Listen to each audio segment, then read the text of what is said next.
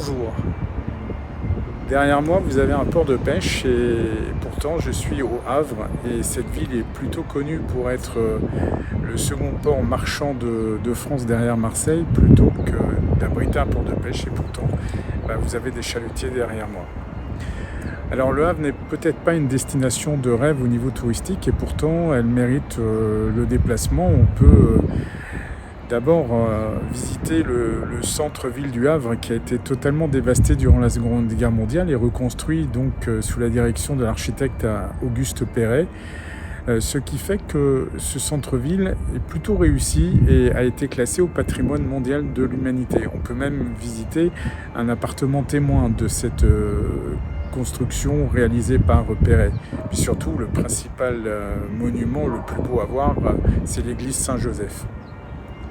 Vous avez, malgré tout, malgré le bombardement qui a quasiment tout détruit, il reste la cathédrale. Donc la cathédrale avec une façade magnifique qui en plus a été restaurée, une façade de style classique.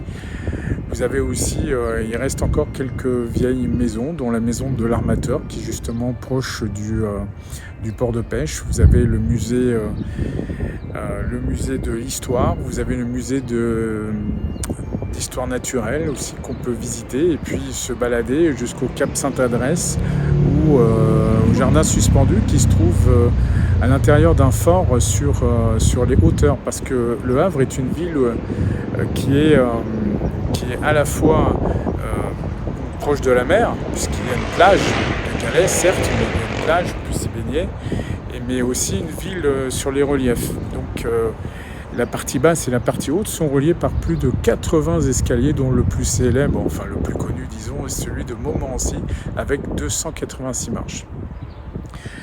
Le Havre aussi c'est l'abbaye de Graville et puis à proximité, si vous avez le temps, il faut absolument aller faire un tour jusqu'à l'abbaye de Montivilliers. Et sachez qu'à Montivilliers, vous avez à peu près à moins d'1 kilomètre de l'abbaye, vous avez l'être de Briconnet. En tout cas, je me souviens plus vraiment du nom, mais c'est ça, il faut vraiment aller le voir. Voilà, donc vous pouvez vraiment passer une journée bien complète au Havre, sachant qu'en plus vous n'êtes pas loin d'Étretat, donc vous pouvez même séjourner au Havre pour aller à Étretat. Alors j'oubliais, il y a un musée très important des Beaux-Arts qui se trouve sur les quais qui ont été complètement réaménagés du Havre. Et puis aussi, ce que vous pouvez faire, c'est emprunter la vedette de la baie de Seine et aller faire un tour dans le port soit historique, soit le port de Millau. Voilà, donc j'espère que cette petite vidéo vous aura donné l'envie de découvrir le Havre. Et puis surtout, sachez que sous ma vidéo, je vous mets l'article de mon blog beaucoup plus complet sur le Havre, donc n'hésitez pas à aller le consulter.